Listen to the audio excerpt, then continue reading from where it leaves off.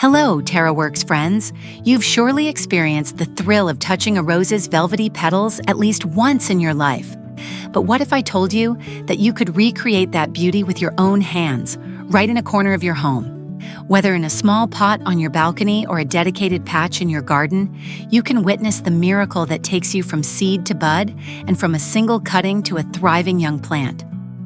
Today, I'll walk you through every nuance of rose growing, from planting secrets and watering and pruning tips to the crucial propagation techniques and even how to revive a wilting rose. Ready to touch the soil? Let's begin. Planting, timing, and site. The ideal times to plant roses are early spring, March to May, and mid-autumn, September to October. Make sure your soil has warmed to at least 10 degrees Celsius, 50 degrees Fahrenheit, so the frost risk has passed. In pots, use containers at least 30 centimeters deep with drainage holes. In the garden, space plants 50 to 60 centimeters apart for good air circulation. Soil. Mix. Combine 50% garden soil, 30% peat, and 20% perlite. Aim for a pH of 6.0 to 6.5, with plenty of organic matter and good drainage. Light. Roses adore morning sun. Select a spot that receives at least 6 hours of direct sunlight daily.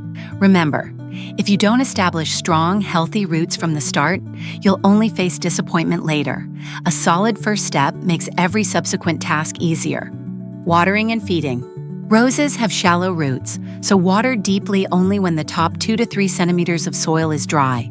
You want the soil moist but not waterlogged? Overwatering leads to root rot. From spring through autumn, feed your roses monthly with an organic NPK 5-10-10 fertilizer or a rose-specific formula.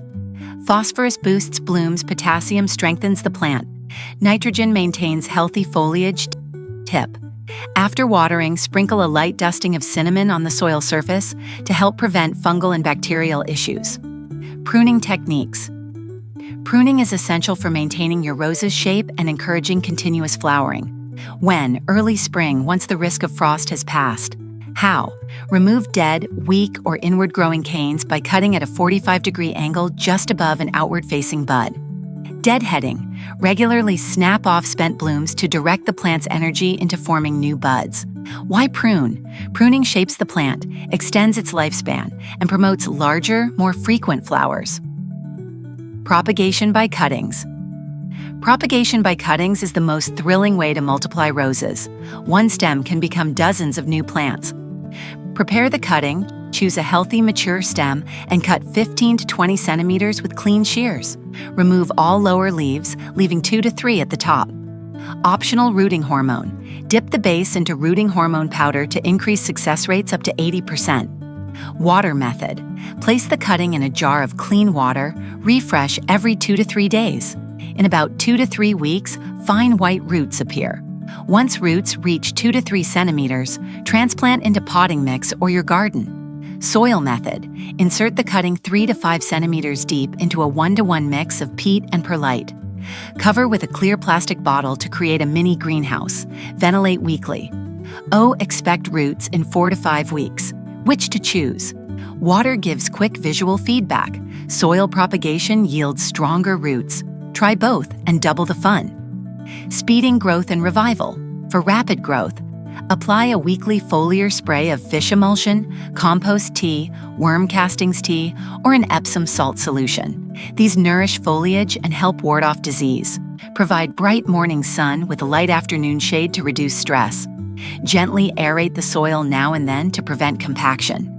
To revive a wilting plant, prune away dead canes, then deeply water until the soil is thoroughly moist. Let the plant rest in partial shade for 1 to 2 weeks. Healthy roots often send up new shoots. Troubleshooting drying leaves.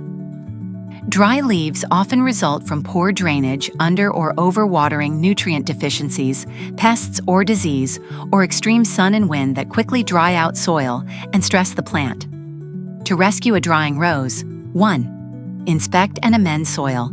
Gently lift the plant, trim away any rotted roots, and enrich the soil with organic compost and perlite. 2. Adjust watering. Water deeply only when the topsoil is dry. Supplement nutrients. Apply compost tea, fish emulsion, or worm castings tea. Pest and disease. Control, clean the root zone, replace soil if necessary, and treat with organic fungicides like neem oil or copper spray. Provide shade and prune. Remove dried canes, keep healthy shoots, and rest the plant in partial shade before returning it to full sun.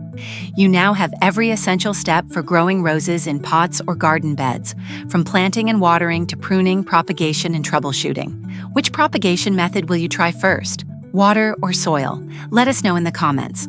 Don't forget to like this video, subscribe to our channel, and share these tips with fellow rose lovers. At TerraWorks, we believe every rose tells a story of hope and patience. See you in the next video.